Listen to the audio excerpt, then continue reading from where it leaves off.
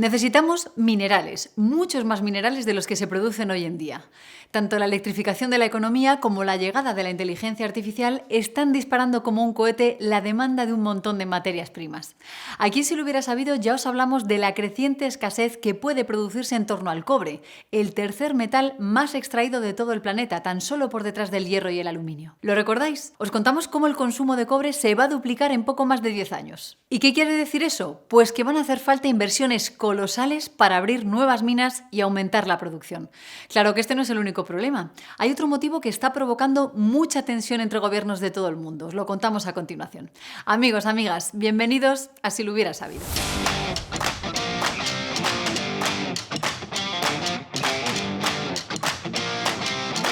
Hay una pregunta que cada vez se repite más frecuentemente entre expertos, analistas de seguridad y gobiernos. ¿Hasta qué punto los minerales que necesita el desarrollo tecnológico están controlados por empresas chinas? Ojo con esta pregunta, porque hoy por hoy esta es la situación. Como podéis ver, no hablamos de algo precisamente anecdótico, más bien de todo lo contrario.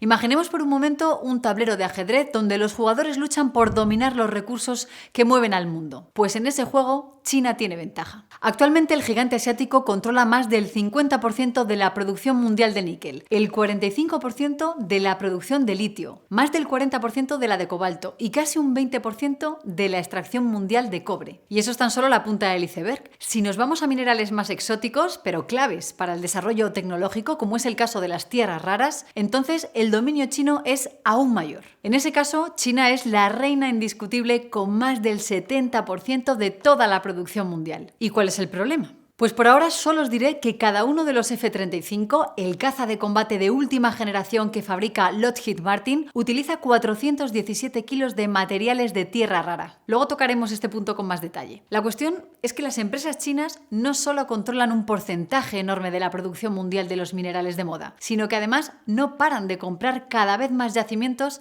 a lo largo y ancho de todo el globo. Sin ir más lejos, en 2023, las compañías chinas invirtieron más de 16.000 millones de dólares en minas en el resto del mundo. Fue la cifra más alta en una década. Y los anuncios de nuevas operaciones no paran de sucederse. Por ejemplo, a comienzos de este pasado mes de octubre, una empresa pública de China anunció una inversión de más de 5.000 millones de dólares en Afganistán para extraer cobre. Poco después, otra empresa anunció una inversión de 1.000 millones en Ghana, en una mina de oro. Y a mediados de ese mismo mes se anunciaron otros 5.000 millones de dólares de inversión china en el sector minero de Zambia. Y ahora parece que también están detrás de la mina de cobre más grande de Filipinas. Y ojo, esto es así si hablamos de producción minera bruta, porque si hablamos de minerales ya refinados y listos para usarse, entonces la cuota de mercado china se dispara aún más. En este caso hablamos, por ejemplo, de que las empresas chinas controlan más del 60% del suministro mundial de litio de grado de batería, el 65% de níquel, el 70% del cobalto y el 90% de tierras raras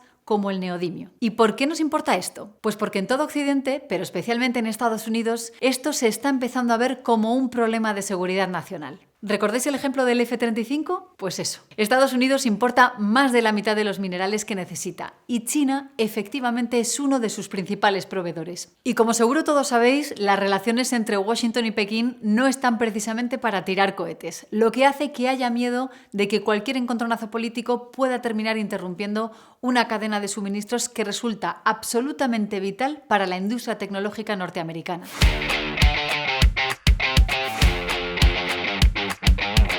Por ejemplo, ¿habéis oído hablar de Intel, Texas Instruments, Micron Technology o las nuevas factorías de TSMC y Samsung en Estados Unidos? Seguro que sí. Todas estas son algunas de las compañías que fabrican diferentes tipos de chips dentro de Estados Unidos. Pues bien, la cuestión es que hay algunos elementos usados en la industria, como el galio, el germanio, el silicio y el grafito, que son esenciales para poder producir esos chips. Y la pregunta es, ¿sabéis quién controla el mercado mundial de esos semiconductores? Bueno, creo que en este caso la respuesta es muy fácil, ¿verdad?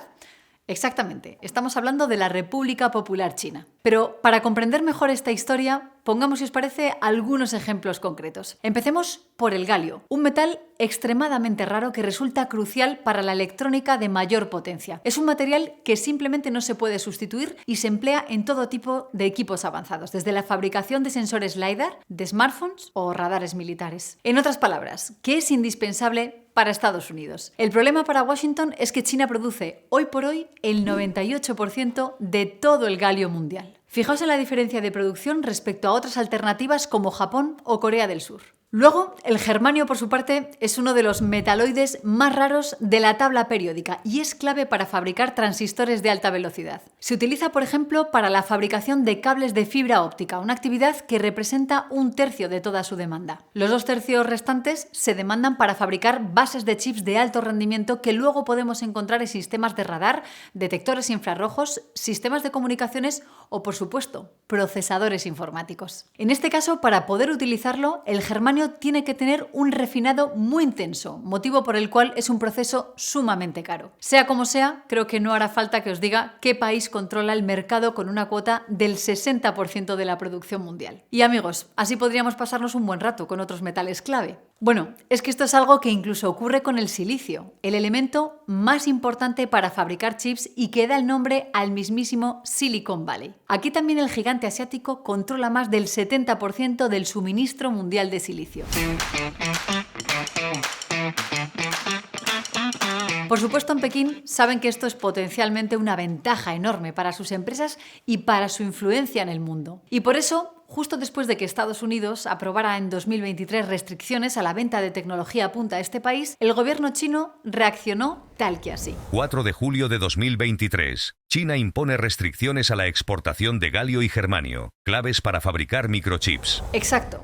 Como veis, China estableció ciertos controles a la exportación de elementos clave. Esos controles todavía no han limitado las exportaciones de germanio y grafito, pero sí lo han hecho con el galio. Por ahora las consecuencias económicas no han sido muy grandes, pero estas medidas suponen un precedente muy incómodo no solo para Washington, sino también para Bruselas, para Tokio y para muchas otras capitales occidentales. Y es que de los 6 elementos clave para fabricar chips avanzados, esto es el germanio, el galio, el paladio, el silicio, el cobre y el cobalto, China controla el mercado mundial de al menos 4 de ellos. Bueno, en realidad solo se salva el cobre, porque en lo que se refiere al paladio, aunque no es un mercado controlado por China, en ese caso Rusia es con mucha diferencia el mayor productor mundial. Ahora bien, ¿por qué diantres estamos hablando en Si lo hubiera sabido de todos estos minerales raros? Pues ahora mismo lo vamos a ver.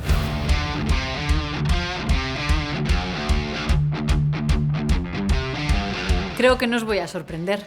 A nivel tecnológico y geoeconómico, los últimos años han estado marcados por lo que ya se conoce como la guerra de los chips, un tema del que ya os hemos hablado aquí en Si lo hubiera sabido. La necesidad de reducir la dependencia exterior en lo que se refiere a la fabricación de semiconductores avanzados hizo que el gobierno de Estados Unidos aprobara la conocida como Ley de Chips y Ciencia, un plan de casi 300.000 millones de dólares. Su objetivo, impulsar la construcción de fábricas de chips avanzados dentro de Estados Unidos. Ese ambicioso plan ha sido en cierta forma un éxito. Ya hay varias plantas en construcción e incluso alguna está ya a punto de ponerse en marcha. TSMC producirá los primeros chips en su nueva planta de Arizona a principios de 2025. Esto es un hito, un triunfo económico tanto para Estados Unidos como para TSMC, como para las propias tecnológicas, cuyas líneas de suministro de componentes críticos serán más seguras. Pensando, por ejemplo, en Apple y sus famosos chips, creo que ya van por el M4. Bien, esto es lo que podríamos considerar como una reducción del riesgo político, lo que por supuesto sería bueno para los mercados. Claro que aquí es donde toda esta historia da un giro importante. Y es que veréis, como ya os hemos contado en este vídeo, la fabricación de chips es muy intensiva en minerales y eso nos lleva necesariamente a la siguiente etapa. Una vez impulsada la producción de chips en Estados Unidos,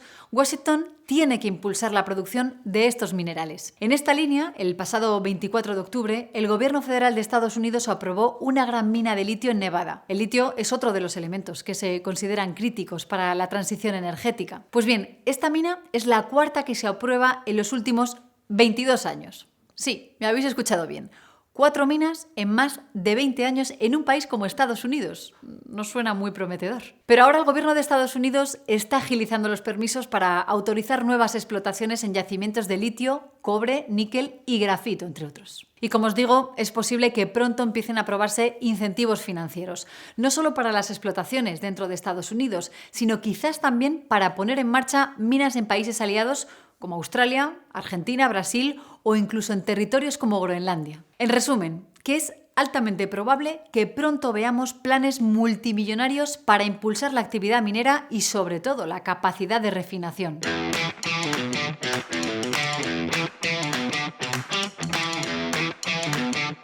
Por ejemplo, el galio y el germanio son esencialmente subproductos que se extraen del refinado del zinc y la bauxita. Así que hacen falta minas de zinc y bauxita, pero sobre todo centros de refinamiento, una actividad que hoy por hoy está controlada por China. ¿A dónde vamos a parar con todo esto? Pues creo que esta historia nos deja varias claves. Primero, la demanda de elementos como el cobre va a crecer tanto que es muy probable que veamos su precio al alza, y lo mismo ocurrirá con todos estos otros componentes indispensables. Segundo, es posible que pronto veamos regar con miles de millones de dólares el sector minero occidental para ampliar la capacidad de producción de todos estos minerales. Mientras tanto, es posible que algunos operadores consigan hacer grandes beneficios por el camino. Por supuesto, esto puede ser una importante fuente de oportunidades. Y tercero, que este es el riesgo al que hoy por hoy se enfrentan las grandes cadenas de producción tecnológicas. Queridos amigos, amigas, es muy probable que dentro de no mucho tiempo comencéis a oír hablar de todos estos temas y vosotros ya estaréis al día gracias a que seguís Así lo hubiera sabido.